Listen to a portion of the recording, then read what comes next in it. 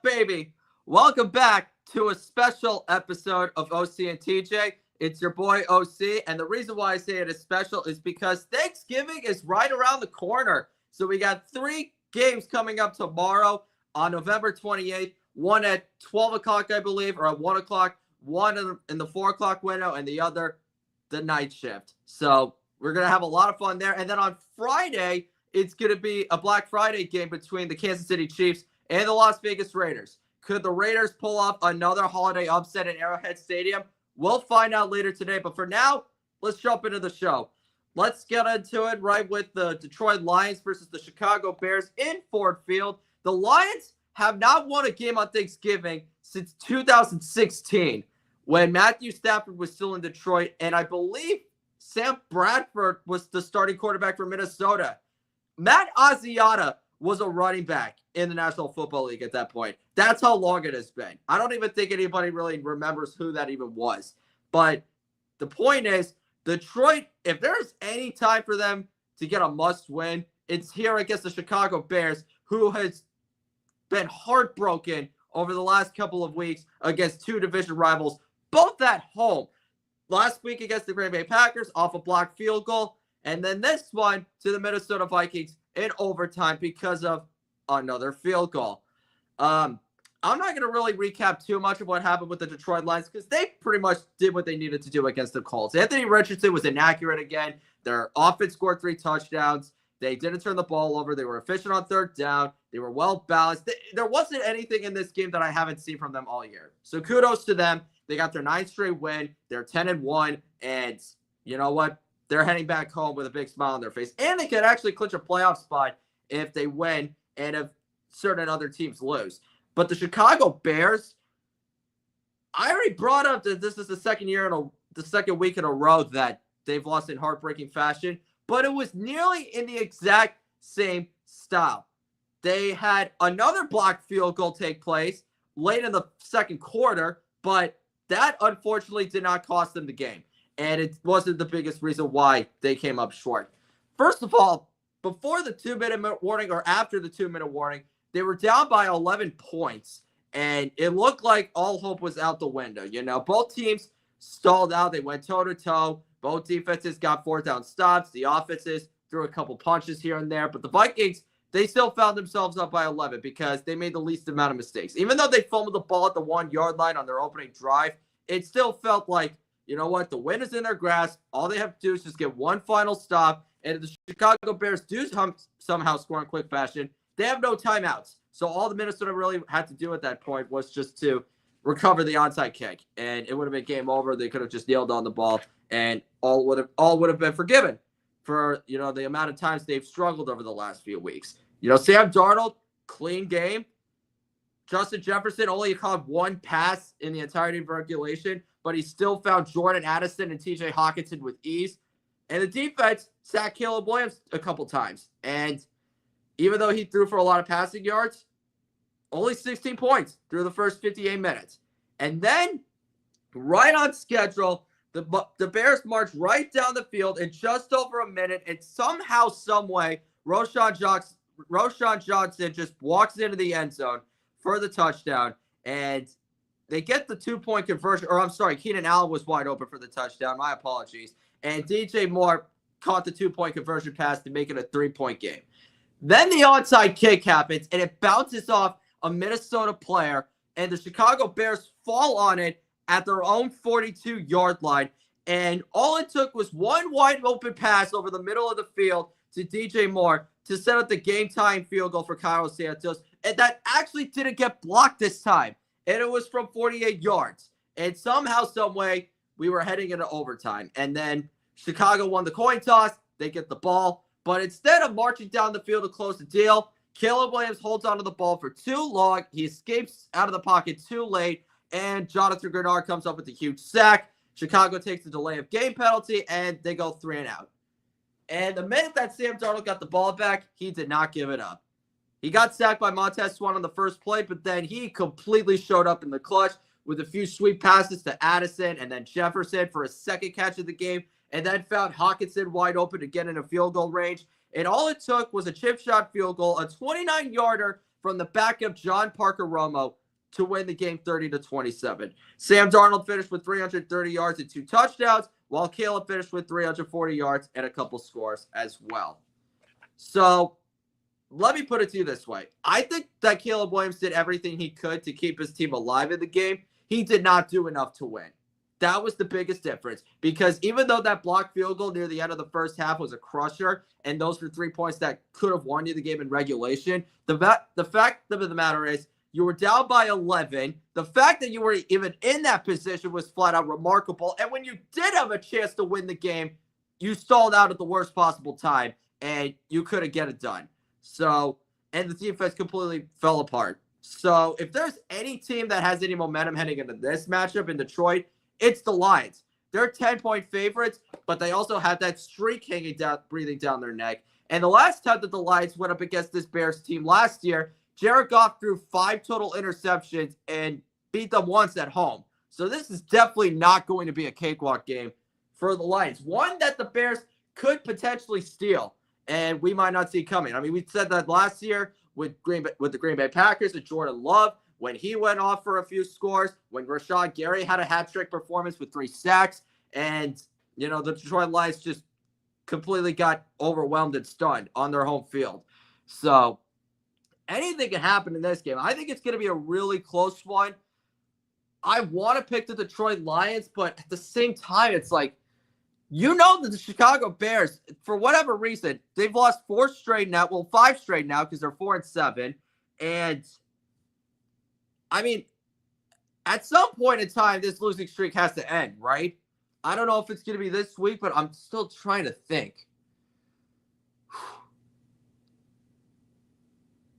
It's really too close to call. I'm not sure. Because you know that the Lions on both sides of the ball, they're more complete, they're more dynamic, and they're more powerful. But you know that the Bears have a few pieces that can definitely flip the game upside down. I mean, DJ Moore, he had 100 receiving yards. Roschon Johnson, he scored the first touchdown of the game to give them a 7-0 lead. And you have DeAndre Swift. So you know that that's going to be a big challenge. I'm trying to look up to see how the Lions are doing in terms of points. And then they're the second best scoring unit in football. And I know that I said that last week with the Chargers before they played the Ravens, but yeah, I'm not sure. I'm going to go pick the Lions for now. I think it'll be really close. I could absolutely be very wrong with this one, so I won't be too surprised if the Bears win. But at some point in time, the Lions have to send their fans home with a happy smile and actually have them something to look forward to when they're eating their turkey and their mashed potatoes and when they're having that apple pie for dessert. Like, they got to at least be happy when they do that, not depressed. So I'll say the Lions win. I'll say they win 30-27. And I think it'll come down to a walk-off score in the final minutes. All right, now we get to the Cowboys versus the Giants. Dallas actually won last week, which is shocking because I don't think anybody could have expected the type of game that we got in Washington, D.C. You know, it was tied at halftime, and it looked like things were spiraling out of control for this team. The fact that it was even tied was flat out surprising because, let's put it this way, Brandon Aubrey missed 2 field goals. One of them was blocked. They gave up a blocked punt. Their offense lost a fumble, and Washington could only score 3 points out of all those opportunities that were given to them on a silver platter. Any other team would have completely crushed them. Hell, the Texans might have been able to do that, and they just beat them last week 34-10. But nope, it did not turn out that way. Washington, at least to start the second half, it looked like they got back into a groove. They ran the ball a lot better, and Jaden Daniels used his legs to score on a 17-yard touchdown. And I thought, okay, Washington is back into it. And then right on cue, Austin Seibert misses the extra point, and it's only a 6-point game. So I'm thinking to myself, oh, my God, this is not going to go the way I thought. Because in the first half, he only threw for 57 yards and had an interception while he got sacked 3 times. And then after that touchdown drive to begin the third quarter, for the remaining 18 minutes from the end of the third quarter to the middle of the fourth, they picked up just 23 yards on 3 drives and didn't score a single point. Dallas was able to take the lead 10-9 after Jaden Daniels used his legs to get in the end zone. And then all of a sudden, John Bates, the backup tight end, fumbles the football. Dallas recovers that at the Washington 44-yard line. And Cooper Rush finds Luke Schoonmaker wide open down the seam to go up 20-9 with about 5-6 minutes left in the fourth quarter. And I'm saying, what is happening? Because Washington in the fourth quarter against the Steelers completely fell flat before Russell Wilson threw the game-winning touchdown pass to Mike Williams. And then the following week against Philadelphia, they failed to convert on 4th and 2 when they have a chance to kick the field goal, and they fall apart from there. And it looked like we were going to get another deflating and heartbreaking defeat there. But you know what? Jaden Daniels and the Washington offense, they finally got their composure back. They started moving the ball down the field. They cut their deficit to 3, and I'm thinking, okay, all you got to do is just get a stop on defense, and the rest will take care of itself. But Kevontae Turpin not only muffs the kickoff, but spins past the defender and blazes past the entire special teams unit for a 99-yard kickoff return score. 99 yards! And Dallas is up by 10. And listen, I get that Washington was able to make it a 1-score game, but they had about 21 seconds left on the clock. So unless Dallas's defense somehow fell apart, then it looked like it was going to be too late. But then again, it took a Hail Mary for the Commanders to beat the Bears. So who knows? Maybe anything was possible. And then just one play into the drive, Terry McLaurin somehow gets behind the entire prevent defense and strides through for an 86-yard touchdown. And it was an extra point away from heading into overtime. And then the play of the day happens. The thumbnail says it all. The ball was snapped too low. The extra point was shanked. Washington goes down by 1. They go with the onside kick. Dallas recovers and returns it all the way for a touchdown. And then Jaden Daniels had some late desperation Hail Mary with no time left on the clock, and he throws an interception to end the game. And I'm just thinking to myself, are you freaking kidding me? Like, this is going to happen again for Dan Quinn and Cliff Kingsbury? They're going to go from one of the most hopeful playoff contenders to having a midseason collapse yet again? Because if you remember with Cliff Kingsbury, we've seen this happen before at Texas Tech. We saw this happen when he was the head coach of the Arizona Cardinals. We saw this happen last year at USC when you had Caleb Williams, the undisputed number 1 overall pick. And now you're in the same situation with the Washington Commanders. You were 7-2 3 weeks ago, and now you've lost 3 straight. And Dan Quinn, in his first season as the head coach of the Atlanta Falcons, they start off undefeated. It looks like they're going to be one of the best teams in the NFC, and they completely fall flat on their faces to go 8-8, and they miss the playoffs. Now, they're the 8th seed. Actually, no, excuse me. They're the 7th seed in the playoffs, and they're only 1 game ahead of the Arizona Cardinals, who, thankfully for Washington, they lost to Seattle 16-6. And if that game had turned out any differently, then Washington would have completely fallen out of the playoff picture. I get that Jaden Daniels is playing with a nagging rib injury, but if he's seriously that hurt, get on the bench. Heal up, let Mariota play, and the team will be fine. In how many games you miss? It's probably only going to be a week or 2. I don't know how bad the injury it is, because the fact that it's still hurting and the fact that he still needs to wear a brace is very alarming. But there's no excuse for this. If they somehow lose next week to Tennessee, who just happened to beat the Houston Texans, like, their playoff chances are going to go right out the window, and there's no vindication for it. Not any injuries, not any freaking coaching blunders or anything like that. This is their own damn fault for being in this situation, and we're seeing history repeat itself right before our very eyes. Unbelievable.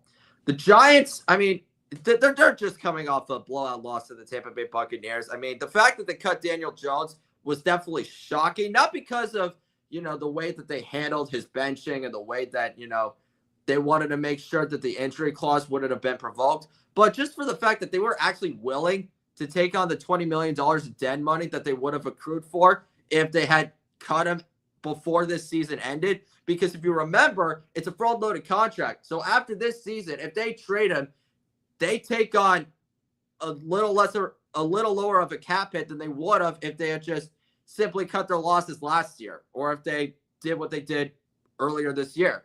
So I was definitely a little suspicious as to why the Giants were just willing to cut their losses and willing to just demote him to the fourth-string quarterback ahead of Tommy DeVito and Tim Boyle and Drew Lock. That part I never really liked because it's just a slap in the face to the entire football team. But listen, this was not just a money issue. This was a performance one. And I'm happy that Daniel Jones is now with the Minnesota Vikings. It's ironic, and it's giving Minnesota fans PTSD from what happened 2 years ago. But at the same time, I think we all knew that it was a horrible extension from the beginning. We knew that he was not warranted of it after one good playoff game. And you see the Giants paying the price for it because Saquon Barkley is having a career year with a division rival. And John Mara first guessed it, and none of us wanted to believe it because we really wanted to trust the vision that Joe Schoen and Brian Daboll had. And now neither of them are safe heading into 2025. And this latest loss against Tampa Bay just proved it. They gave up 5 scores on the first 6 drives. Their only touchdown came in garbage time. Baker Mayfield, he was taunting the fans with the Tommy DeVito celebration. And, I mean, there was nothing that went right for them. I mean, they gave up all 3 of Tampa's touchdowns, or all 4 of them, I should say, came on the ground. Bucky Irving had over 150 yards from scrimmage. Mike Evans made his return. Giants defense was completely garbage like they've been all year. They had no pass rush. They couldn't stop anybody. Their offense was a freaking garbage pile. The fact that they didn't even target Malik Neighbors in the first half was just disgraceful and disrespectful. And you could just see it in the locker room that they flat out given up. They're frustrated. They're hurt. The fact that they cut Daniel Jones and made him the scapegoat when they're still getting blown out by damn near 30 points, it just shows that how bad Joe Schoen and Brian Daboll have run this football team since that one hopeful season in 2022. They gave Dexter Lawrence and Andrew Thomas the big bucks. They chose Daniel Jones over Saquon Barkley. They didn't address the bigger issues that they needed to fix. And, I mean, now they're going to be paying the price for it. And, unfortunately, I mean, they just keep running in the same damn carousel. They've only made the playoffs ever since they won that Super Bowl in 2011, their second Super Bowl in about, 4 years when they beat the Patriots. They've only had 2 winning seasons in the last 13 years. Do you realize that this is now going to be the 11th time in 13 years that the Giants are going to finish with a losing record? And it's going to be their 4th head coach in as many seasons, or their 5th. Let me actually do the math on it. So you had Coughlin, you had Ben McAdoo, you had Pat Shermer, you had Joe Judge, you had Brian Daboll. So it's going to be your 6th. If you move on from Daboll, it's going to be your 6th head coach in 13 years. That's disgraceful. That's the sign of an ineptitude organization. And the only reason why they're not the worst is because the Jets are in the same city as them and share the same stadium.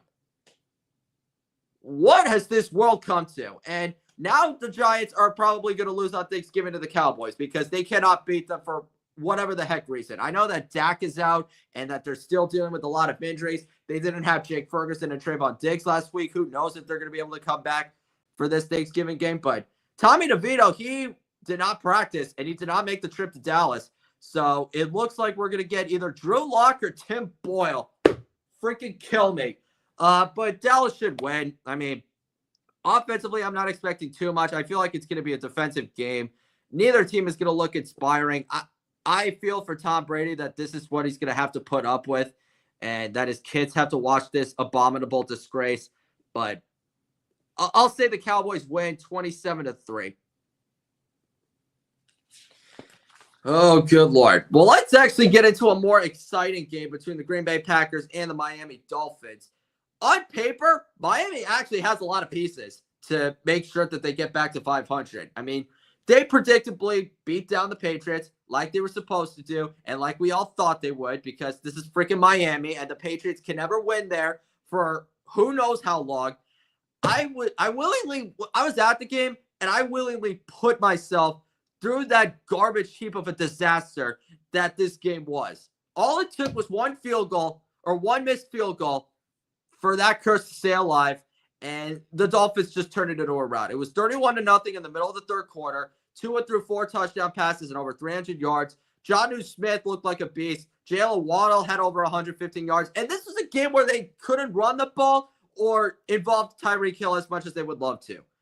Drake May got sacked 4 times. He coughed up the ball twice. Only touchdown came in garbage time. And the only reason why Christian Gonzalez, the Patriots star quarterback, even had a scoop and score was because the Dolphins backups couldn't hold on to a football. That was it. There was no chance that this game was ever going to get competitive if the Patriots screwed this up. And that's exactly what happened. And Miami has now won 3 in a row. They're getting back into the playoff race. They're not taking their foot off the gas, but they're heading into the Lambeau Field on a Thursday night in late November. And it's going to be 27 degrees. It's going to be frigid, and it's going to be cold. We saw last year against the Chiefs, the Dolphins go into a blizzard at Arrowhead Stadium, and they could not do anything on either side of the ball. So this is a huge challenge for this football team, especially against the Packers team that just blew out the 49ers 38-10. I know that Brock Purdy and Nick Bosa were out and that they've been dealing with injuries on both sides of the ball, but Jordan Love, he did not have that great of a game. He only had 163 yards, but listen, he threw a couple touchdown passes. They didn't turn the ball over. And the truth of the matter is he didn't even really need to do that much because Josh Jacobs carried that offense from start to finish. He had over 100 yards and 3 touchdowns. The defense handled their business. They forced 3 turnovers that set up 21 Green Bay points, which is the biggest reason why this was even a blowout. Christian McCaffrey, he was held to just, 36 yards on 11 carries. Deebo Samuel only caught 1 pass. And Brandon Allen, he coughed up the ball twice and didn't even throw for 200 yards. They were 3 for 10 on third down. They committed 9 penalties. They were nowhere near ready or prepared or motivated to play this football game. And the Packers just simply ate them alive. And, I mean, they just proved that they were the better football team. And they got their revenge. I'm happy for them. But, I mean, yeah, that was just too depressing to watch. I knew that the injuries to Purdy and Bosa were going to be deflating, but I did not know that it was going to really crush them the way that it did on both sides of the ball because they looked like they just did not want to be there that day. Bottom line. But this Thursday night game, this is going to be really interesting. Both offenses have an incredible amount of talent. And the defenses are definitely the biggest X factors into how far they're going to go into the playoffs. But it's interesting. I think that the Dolphins can win this game, but the problem is they haven't done well on the road in freezing cold weather against legitimate teams in the last few seasons. Probably even longer if you really think about it. So I honestly don't know. It could really go either way. I think it's going to be really close. I'll go with the Packers for now, because they do have the home field advantage, and I trust their defense a little more than I do with Miami's. But listen, if Tua's the best player on the football field, there's no way in hell that they're losing this football game because ever since he returned from that concussion, he has been absolutely phenomenal. He's thrown 11 touchdown passes and just 1 interception. And now they've won 3 straight games, and his presence on the field alone is the biggest reason why they're riding high on this win streak. And he just keeps proving that without him, they're nothing. Like, they're garbage. So I'll say the Packers win 24-21 because it's going to be cold. I don't think either team is going to throw the ball as well as, they would like to. But listen, if Josh Jacobs can pick up where he left off on Sunday, then that'll be great. But for the Dolphins to even have a chance, they got to get back into the running game because that was something they could not do last week against the Patriots. I know that Devon Achane scored 2 touchdowns, but that was when he was a receiver. Running the ball, Raheem Mostert has been a disappointment. The Achane, he's emerged as a star running back, but he did not get that many yards after contact, when he was against the Patriots on the ground.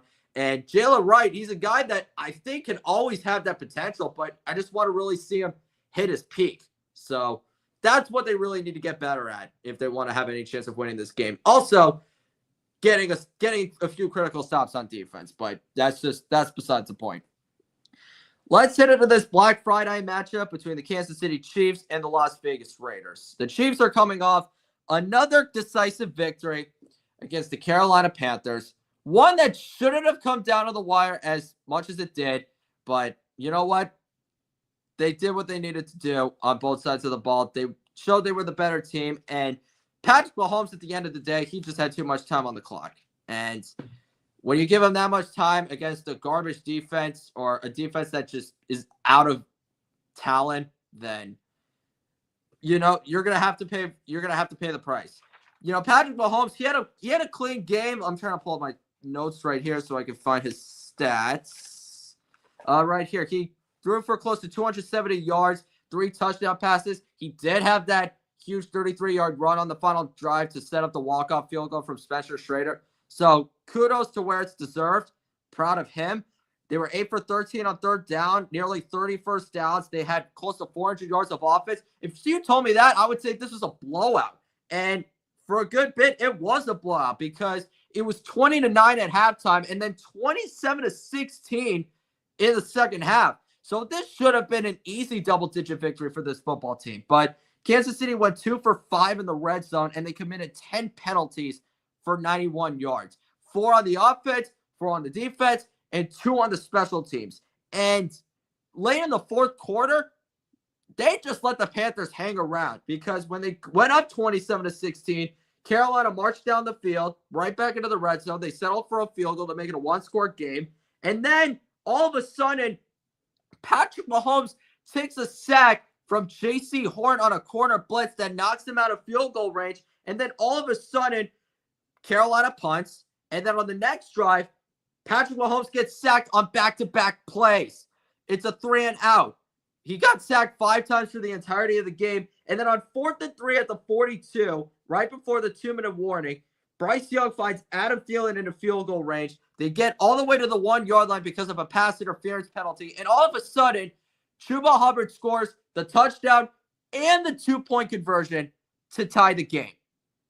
I understand that Carolina didn't score a touchdown in the first half, and they settled for 3 field goals in the red zone. So that was one of the biggest reasons, if not the biggest reason, why they played from behind and why they couldn't play ahead. But the fact that they made Bryce Young turn back the clock to his Alabama days when he won the Heisman, and that they were a walk-off field goal away from beating a team with just 3 wins that barely beat the Saints and the Giants in back-to-back weeks before their bye, that is just very alarming. But the reason why I'm not going to go off the rails and say that this team is fraudulent or that this team is going to be a guaranteed first-round exit in the playoffs is because we've seen this movie before. Until a team finishes them off and actually gets the job done, and unless the Chiefs finally lose with zeros on the clock in the postseason, then I'll believe it. And then I'll say, okay, their season's over. But I don't want to jinx anything because as long as you've got Patrick Mahomes, you know your team has a chance.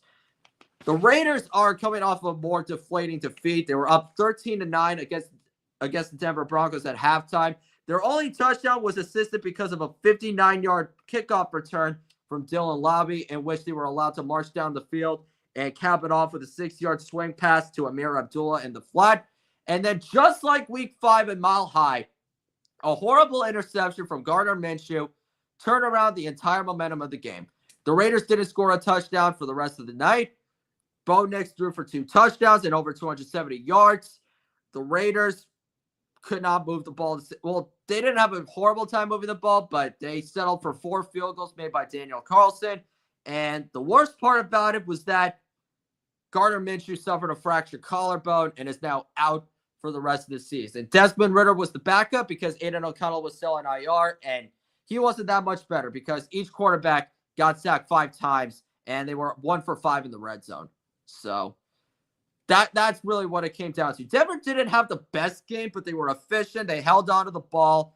They didn't make mistakes. And when they got into the red zone, they cashed in for touchdowns and didn't need turnovers or opportunistic returns to get most of their points. I know that Will Lutz made 5 field goals, so obviously he won Special Teams Player of the Week as a result. But when it was time for them to close the deal and pull it away, they did that.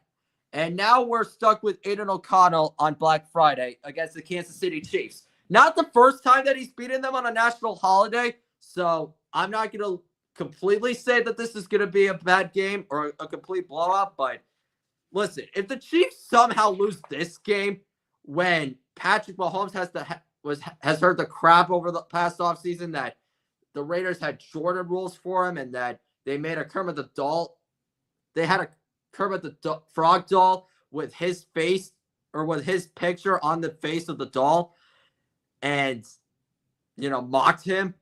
I feel like, listen, the first game at the Coliseum or at the Allegiant Stadium, that was one thing. This has to be the virtuoso right here.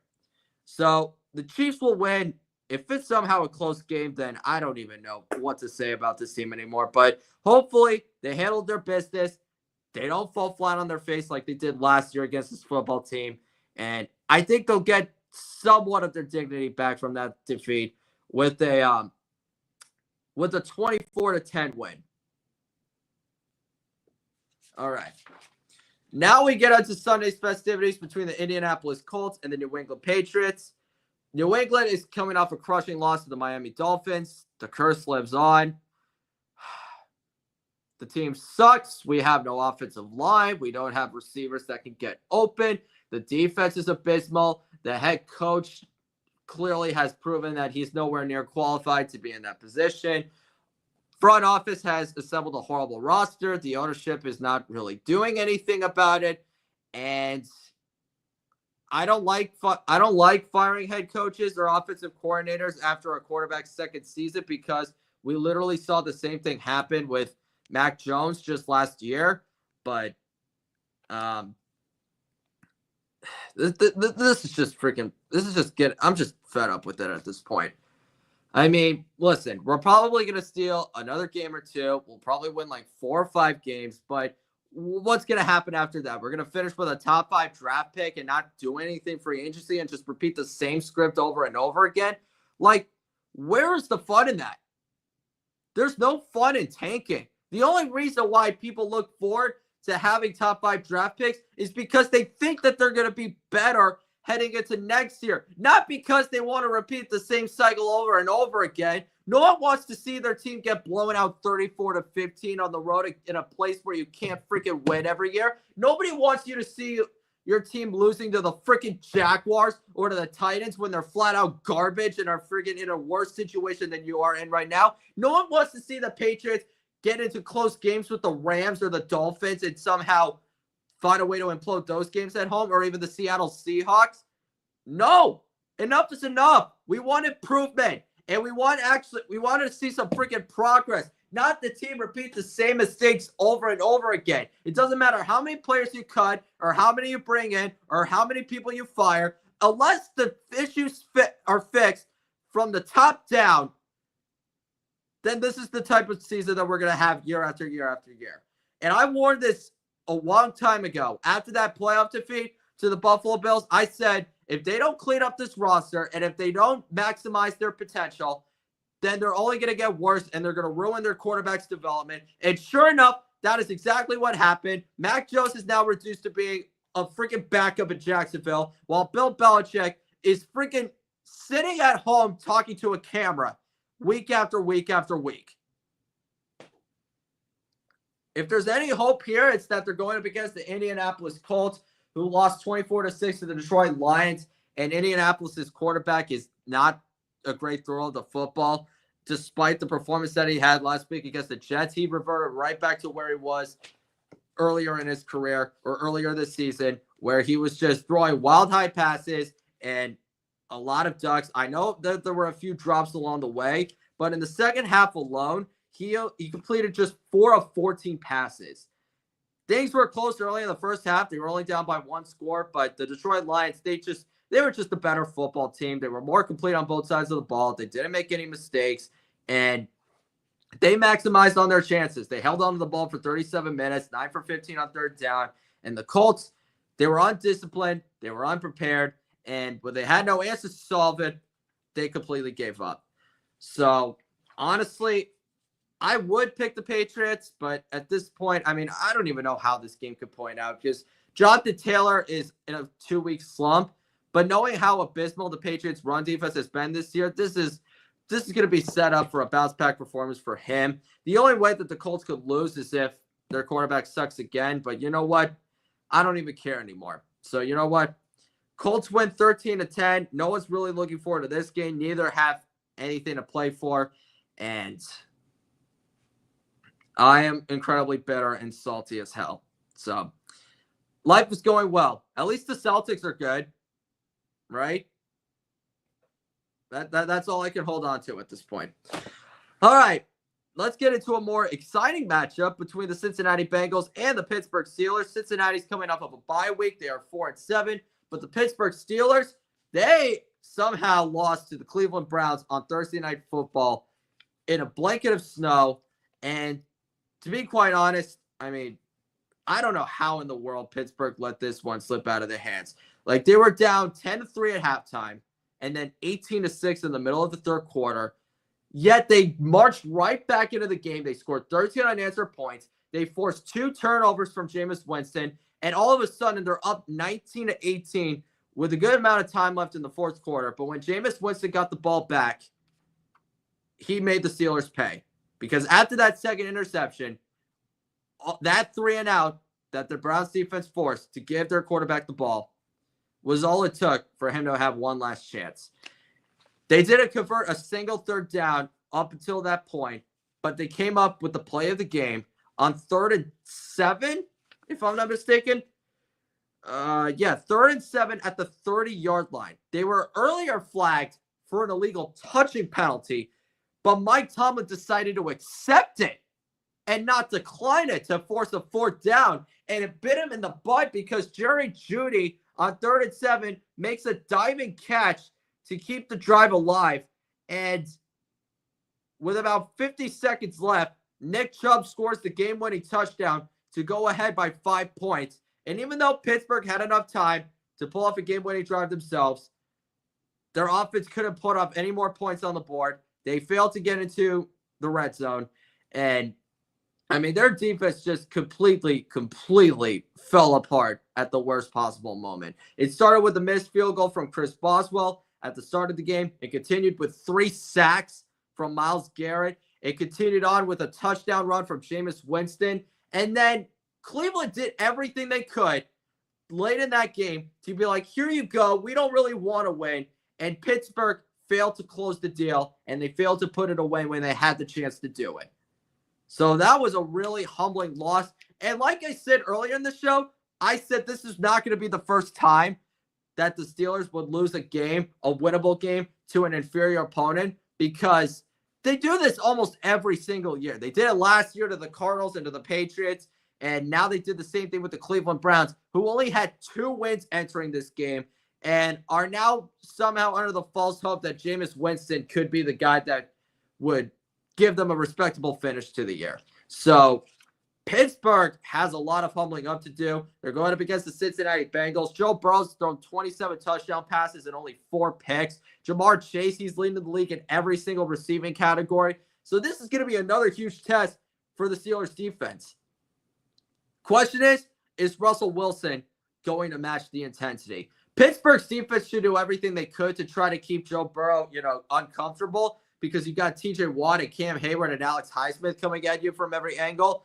But if you can't get production from their quarterback or anybody else on their offense, then it is not going to be a great game. I know that Pittsburgh swept them twice last year, but that was when Jake Browning was in at QB. So this is going to be really interesting. I think it'll be really close. I think it'll come down to a walk-off field goal. But you know what? I think the Pittsburgh Steelers are going to win.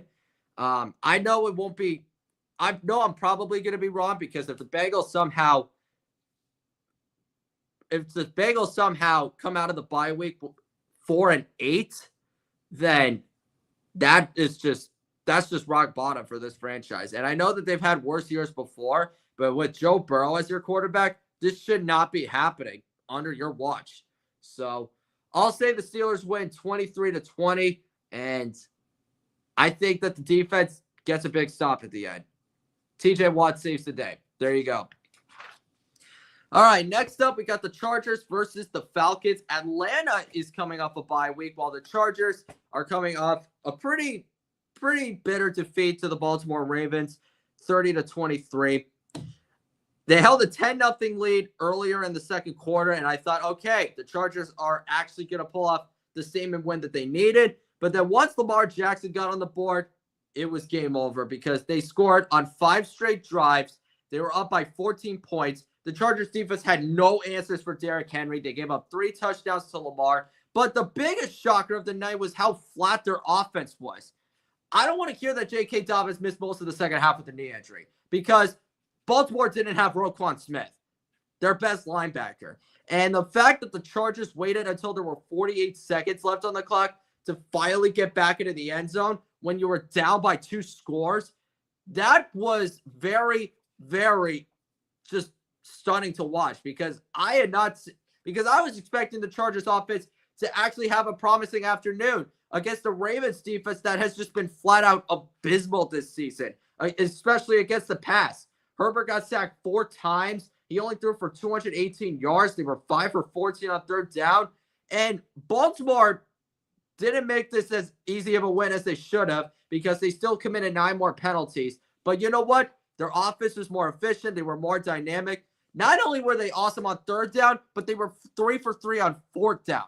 So they were pulling out all the strings, and they were successful into doing so.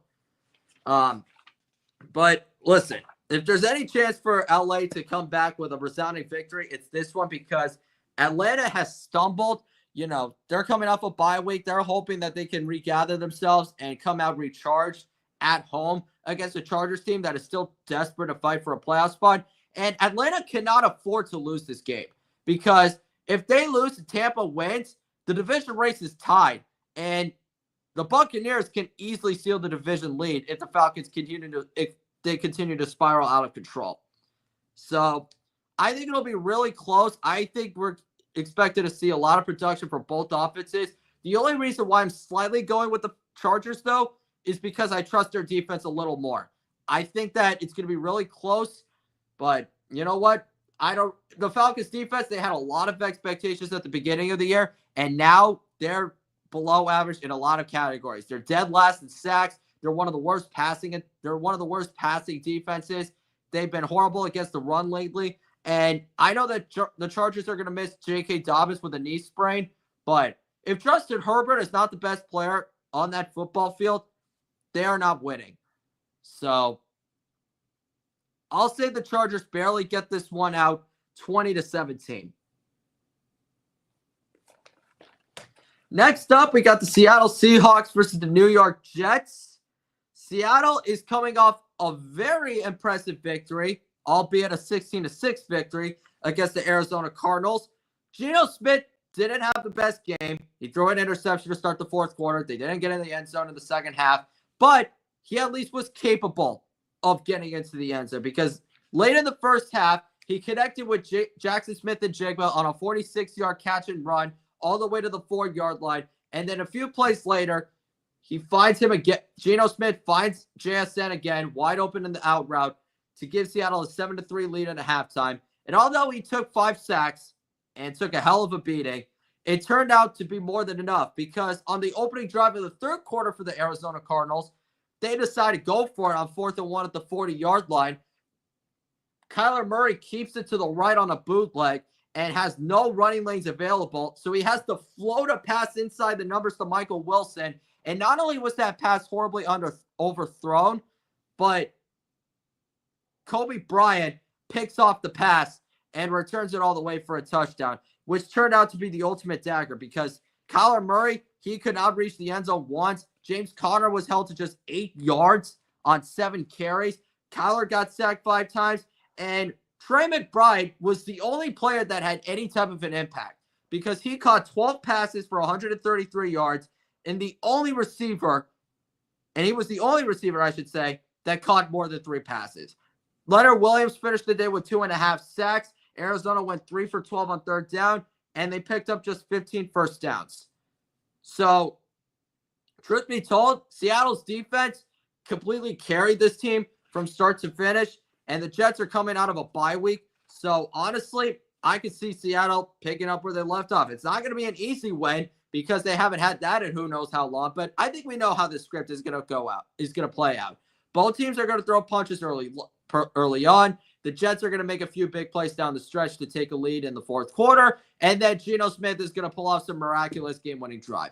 That's how this is going to play out. So Seahawks win 20-17. Let's just move on to the next game. Texans versus Jags. Oh, freaking God. Jacksonville's coming off a bye. Houston, on the other hand, dear God. I said earlier that this team was fraudulent, but they are probably like the worst playoff contending team in the league right now. I'm dead serious because what in God's name happened to CJ Stroud? Like, he went from one of the most hopeful quarterbacks in his rookie year, and now he's got 9 interceptions in 12 games played.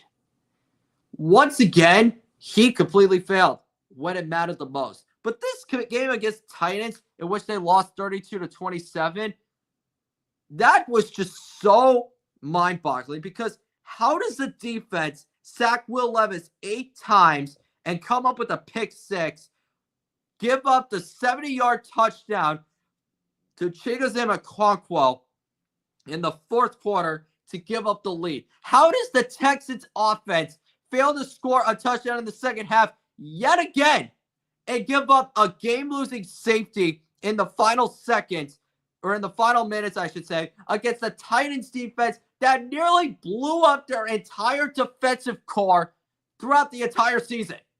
Like, L'Jarius Sneed is on IR. They cut Quandre Diggs. They cut Jamal Adams. They traded away Kenneth Murray Jr. They don't have Jerome Baker anymore, or they're not really playing him or not utilizing him the way that they thought they would. They traded away Ernest Jones. How? But what is even more mind-boggling, how in God's name does Ka'imi Fairbairn miss a 27-yard chip shot field goal to lose the game, or that could have tied the game up at 30? Dear God. Like, Houston did not deserve to win this game by any means necessary because their defense fell apart down the stretch and got torched early on. The offense didn't show up when it mattered the most again. C.J. Stroud turned the ball over twice. He stepped out of bounds and pulled to Dan Orlovsky. And the special teams can't even make a chip shot field goal when you have a chance to keep it alive or at least send it into overtime.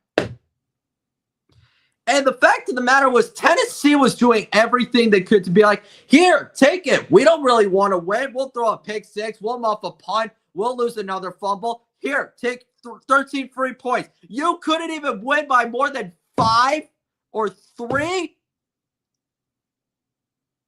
That was flat out abysmal. And it's not just on CJ Stroud, but it's also on DeMeco Ryans because this is under his watch. They're one of the league leading teams in penalties, and against the Tennessee Titans, who committed 13 against the Minnesota Vikings last week, Houston committed, let me pull up my numbers here. 11 penalties for 81 yards. 8 of them were in the second half. 8. You want to hear some other second half stats? 5 first downs, 83 yards of offense, 0 for 6 on third down, 0 for 1 in the red zone, no offensive touchdowns. The only reason why they even had a lead was because of a defensive pick 6 and a muff punt. If you don't beat the freaking Jaguars, you're done. I don't care if you somehow squeak out of this division because it's garbage. You're not winning a playoff game. You're not. Because your offense has been horrible. Your defense falls apart down the stretch. Your special teams somehow unreliable. And DeMeco Ryans can't coach a game well enough to save his damn life. And I had so many high expectations for them at the beginning of the year. And I know that they've been dealing with some injuries on both sides of the ball. But at the same time, you're not supposed to be in the situation where you're barely squeaking out of wins and then falling apart in ones that you should be winning handedly. So, give me the Texans, but it'll be another close game. It's going to be 23-20, and if Jacksonville wins, it's over. It's over. I don't care how many games you win, because the only reason why you'll even win the division is because you beat the Colts twice. The Titans are not really good enough to make the playoffs, and the Jaguars are the Jaguars. That's it. The rest of your teams in the division are garbage. But you're going to get blown out of the wild card game. So, you know what? Doesn't matter. Moving on, we got the Minnesota Vikings versus the Arizona Cardinals. That is going to be a very promising afternoon game. And because both teams are going to be incredibly hopeful into making a playoff spot. Obviously, we talked about Arizona. Offensively, they could not do anything against the Seahawks defense. That pick six to start the third quarter was a costly one. Kyler Murray got sacked 5 times. James Conner couldn't run the ball. Trey McBride was the only receiver that made a consistent impact. And I get that their defense did everything they could because they sacked Geno Smith 5 times and they picked him off once to begin the fourth quarter. But listen, it came down to a touchdown, and the Seahawks scored 2 of them. 1 on the offense, 1 on the defense. Minnesota, we just talked about them against the Bears. They shouldn't have let that game come down to the wire, but Sam Darnold, when he got the ball in overtime, he made 3 huge throws down the stretch to set up the walk-off field goal. Their offense was more efficient. They responded well after they turned the ball over at the 1-yard line. They were up by as much as 11 with 58 minutes left. But really, if it wasn't for the defense and for the special teams collapsing, and if they could just recover an onside kick, that game would never have even gone to overtime in the first place because Caleb Williams did what he could. Like I said, he did what he could to keep them in the game. He didn't do enough to win. I understand that Minnesota forced the 3 and out at the start of overtime by sacking him and forcing him to the late game penalty, but that was just too close to call. It really, really was. But heading into this game, I think the Vikings will win. I think it'll be really competitive early on, but I feel like Minnesota is too lethal of a team for Arizona to withstand because unless Minnesota turns the ball over whether it's in the first quarter or whether it's in the third, really the margin for error, there is none. Like, as long as they have a clean game and as long as they show some efficiency and consistency on both sides of the ball, then they're going to be in really good shape. I think that Minnesota, as long as they jump out ahead and they don't make that stupid mistake that cost them in the long run, then they should be fine moving forward because Arizona can easily flip that switch and turn it around in a heartbeat. But we'll see what happens. I think it could really go either way, but I expect the Vikings to handle their business at home 27-17. And they got a new backup quarterback as insurance policy in Daniel Jones. So you know what? I think everything evens out. So wouldn't you agree? I think it's time to move on, right? Yeah, I think I broke down both teams well enough. Minnesota showed up in the clutch early on. They didn't choke away an 11-point game. The Cardinals, they fell flat. Let's move on. Titans versus Commanders. I'll give credit to Tennessee for pulling out that gutsy victory against Houston because, listen, they got kind of lucky down the stretch, but you know what? They played hard, and they played to win. Will Levis took a beating, and he had a horrible pick six, but he overcame that with close to 280 yards and a 70-yard touchdown to give them the lead in the fourth quarter. So he deserves respect for that. Tony Pollard, over 100 rushing yards. The defense, 2 interceptions, no touchdowns allowed in the second half, and they forced the game-ending safety. With about a minute and 26 left on the clock, or somewhere around that span, you get the point. And the special teams was the beneficiaries, were the benefactors of a horribly missed chip shot field goal from 27 yards away, just a few drives after they muffed a punt that allowed Houston to go ahead by 4. So, honestly, the Titans, listen, if this was against any other team, they would probably lose handedly. But you know what? They actually played with more purpose, more determination, and more resilience. So I'll give kudos there. And the Washington Commanders, I mean, I already said it. You're going to let this happen again? Really? You're going to start off as a hopeful franchise and then suffer a midseason collapse? This is going to happen to Dan Quinn and Cliff Kingsbury again? I mean, I understand that when they played the Cowboys that, you know, Dallas was going to try to end their losing streak. Their offense was going to try to play with some fight, and the defense was not going to just roll over and die. But Dallas did everything they could to try to lose that game early on, and especially in the middle of the game. Yet Washington could never capitalize on it because their offense did not show up until it was too late. Their defense broke apart down the stretch, and their special teams was a disaster because they gave up 2 return touchdowns. They missed 2 extra points, and that includes the one that could have tied the game and sent it into overtime. And this was after Dallas gave up 2 blocked kicks, another missed field goal, and a lost fumble on offense. Only 3 points in the first half? Really? When you actually have a chance to put an extra 10 minutes on the clock, you miss the extra point? That was just depressing. It really was, because I've seen this movie from Dan Quinn and Cliff Kingsbury long too many times before. And I know I ranted about it when I was talking about the Cowboys, but you know what? Dallas just relished into beating this team. So you know what? It kind of works out. But honestly, I don't even know if I can even guarantee this as a Washington victory anymore. Because we saw what the Titans did last week against the Texans. Who's to say that they can't do it here on the road at Washington when Jaden Daniels is visibly injured? They can't run the ball as effectively as they used to. And when they can't do that, they turn one-dimensional on offense, and their defense completely falls apart. So, honestly, I'm going to go with the upset here. I'm going to go with the Titans. I don't think it'll be easy. I don't think it's going to be pretty, but I think they can win 24-17.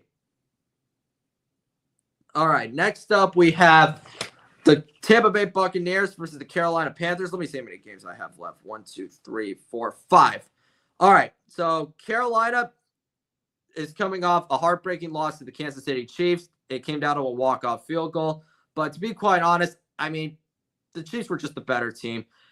When they marched into the red zone early on, they went for touchdowns. The Panthers, they had to settle for field goals. Those 3 trips in the red zone were costly because instead of being down 20-9, you could have easily been tied with them at halftime. And I understand that you did enough to even the score with 1:42 left on the clock, but that was too much time for Patrick Mahomes to make some magic of his own and put the team on his back. And all it took was a huge 33-yard run to set up the chip shot field goal. Tampa, they simply took care of business on the road. They shut down Tommy DeVito. Their offense scored on 5 of their first 6 drives. Bucky Irving was a beast. Mike Evans, he looked solid in his return, and Baker Mayfield was efficient. All 4 of their touchdowns came on the run. He was mocking the fans at MetLife Stadium with the Tommy DeVito celebration, and it was 30-0 by the start of the 4th quarter. So in no way, shape, or form was this anywhere a competitive game, because all of New York's points, all 7 of them, were in flat-out garbage time. So I think that Tampa will win, but I don't think it's going to be as easy as people think it will be, because the Panthers are really starting to look like a more respectable football team. I know the record is still atrocious, but you know what? It looks like Dave Canales, he's starting to finally build a foundation and a culture. And it looks like the players are responding to him really well, because in the last 3 games, they have not given up. Really, actually, since week 3, they play with fight. They play with purpose. They might not have the most talent, but you know what? They're not going down without a fight. And I think Tampa has to respect that type of matchup. So I think the Bucs are going to win. I don't think Dave Canales is going to get his revenge on his team quite yet, but I think that the Buccaneers, listen, they're more successful on offense, and while I have reservations on about their defense, I think that they have more than enough playmakers to force at least 2 critical stops. So I'll say the Buccaneers win 27-23. Now we go on to the Los Angeles Rams versus the New Orleans Saints. New Orleans is coming off their bye week, while the Rams are coming off a crushing loss to the Philadelphia Eagles. They got up to a fast start. They were already in the red zone in just 4 plays, but then Kyra Williams fumbled the football. They scored the first touchdown of the game to take an early 7-3 lead, then fell behind at 6 at halftime. Sean McVay, during the on-field interview before the start of the 3rd quarter, said that their defense needed to get a big stop for them to, have a bit of more momentum. And then on the first play, Saquon Barkley breaks loose for a 70-yard touchdown. And while the Rams did what they could to make it a one-score game, they completely fell apart on both sides of the ball. And the game was topped off with a 70-yard touchdown run, or a 72-yard touchdown run by Saquon to top off a 255-yard rushing performance and a 300-plus yard scrimmage performance from the former New York Giants running back. Rams offense, I mean, they moved the ball well. They did what they could to try to, stay in the game. But the biggest killer for them was that they were 0 for 8 on third down. And that fumble on the opening drive swung the entire momentum around, because even though LA did have an early lead at one point, it was only a matter of time before the Eagles kicked into action and utilized the talent of that to the best of their abilities. And the more that the Rams stalled out, the worse the game got out of hand. So I think that the Rams should win this game. I think that it's definitely there's definitely potential for an upset, because the Saints are coming off 2 consecutive victories, one against Atlanta, one against Cleveland, both of whom, or in both of those games, New Orleans did not make a single mistake in either one of them. But I think it'll be really close. We know that the Rams in the regular season haven't had their success in the Superdome the way that they have in the past. So from a historical perspective, this is definitely looking like a trap game for LA. But you know what? Honestly, I'm struggling with this one. I really am, because I want to pick the Rams, because I know that when they play at their best, they are hard to stop again. They are hard to stop for any football team, whether you have a winning record or whether you're down below in the gutter. But I'm not sure. I'm going to pick the Rams because I think that they can make the least amount of mistakes. But if this somehow flips the other way around, then I think the Saints are going to have all the momentum, because you've got Alvin Kamara and Taysom Hill and Jawan Johnson. Even without Chris Olave and Rashid Shaheed, I think that as long as you minimize the mistakes and as long as your defense plays with enough aggression and energy, then you'll have enough. It'll be enough to somehow get an upset win on your hands. But I'll pick the Rams for now. I'll say they win 27-24, but I can easily see this going the other way around. So I won't be surprised if I'm wrong.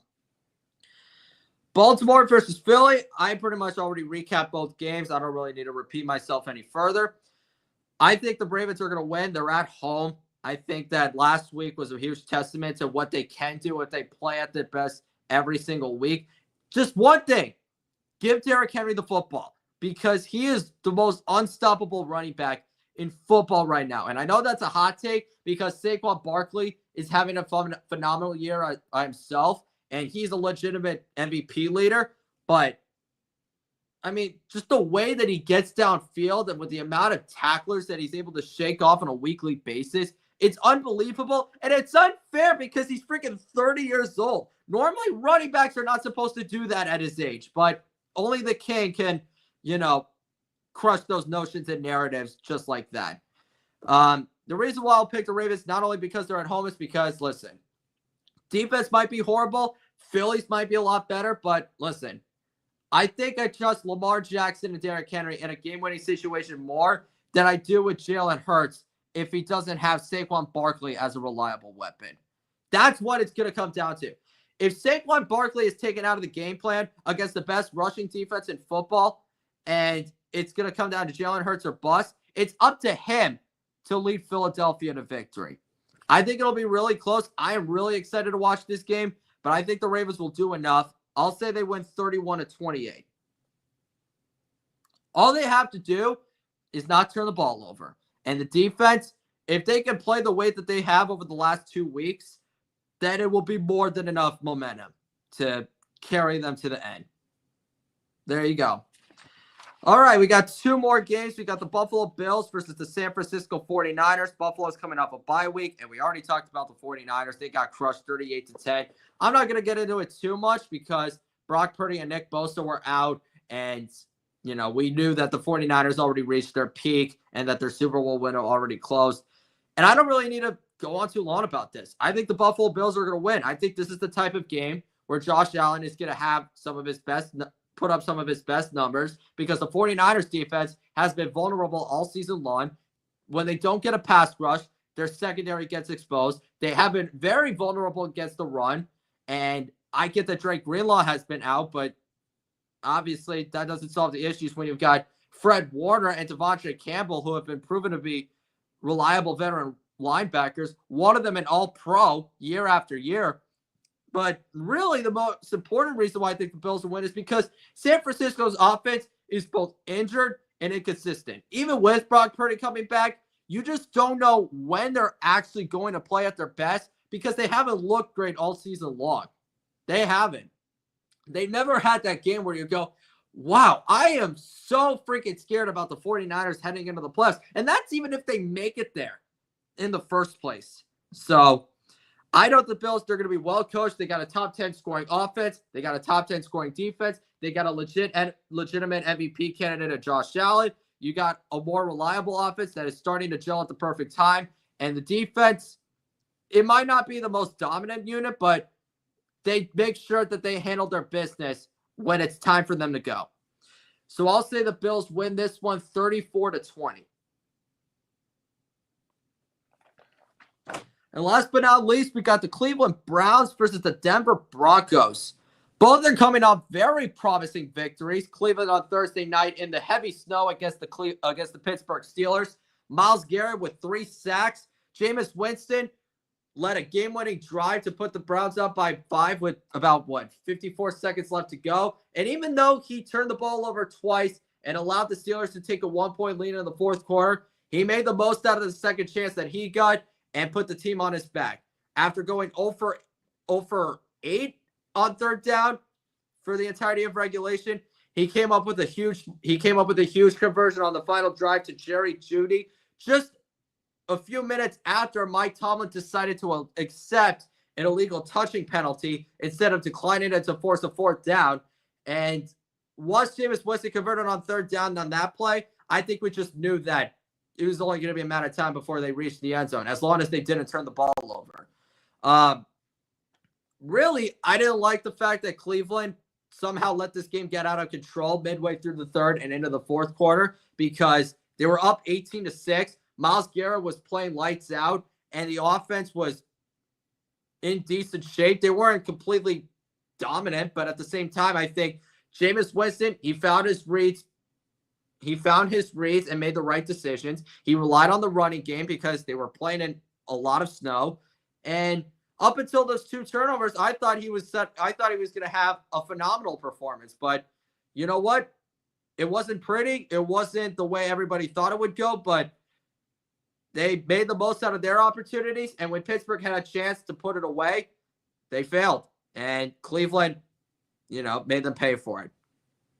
The Denver Broncos, they're coming off a more convincing victory against the Las Vegas Raiders. They were down 13-9 at halftime. Their offense couldn't score a touchdown in the first half, but Gardner Minshew, all it took was an interception from Brandon Jones to swing the entire momentum around. And 2 plays later, Courtland Sutton makes a leaping touchdown catch over Jack Jones to give Denver a 3-point lead. And it was pretty much ball game from there, because the Raiders couldn't get into the end zone for the rest of the day. The only reason why they even got in the end zone was because of a huge kickoff return from Dylan Laube. And while it took Will Lutz's 5 field goals to score 15 of their 29 points, Bo Nix still threw for over 270 yards with 2 touchdowns and completed 25 passes. So they were efficient. They didn't turn the ball over. Their defense came up with 5 sacks. And I hate that Gardner Minshew suffered a fractured collarbone, but this was already a lost season, and the Denver Broncos made it even more painful than it already was heading into this game. So Monday night is going to be really interesting. I can really see this go either way, because Cleveland has shown that they can steal. They can really pull off an upset against a lot of what's the right word for it? A lot of hopeful football teams, if you will. I mean, we saw that in week 2 against Jacksonville, when many thought that the Jaguars could have a decent season. We just saw that last week against Pittsburgh. And then we saw that just a few weeks ago against Baltimore. So I mean, I would not be shocked one bit if the Browns found a way to pull this win off on the road. And you know what? I don't know. It could really go either way because, listen, Broncos, they have a better defense, and their offense has been more consistent over the last 4 to 5 weeks than the Cleveland Browns. But I don't know. I'm really struggling to figure this one. The Broncos have the home field advantage, so I'm kind of leaning towards them a little bit more. But if this was in Cleveland, I would pick the Browns. I'm dead serious. But I think it'll be really, really close. I think it's going to come down to a walk-off field goal. I'll pick the Broncos since they're at home, and I think that they have more to play for than Cleveland.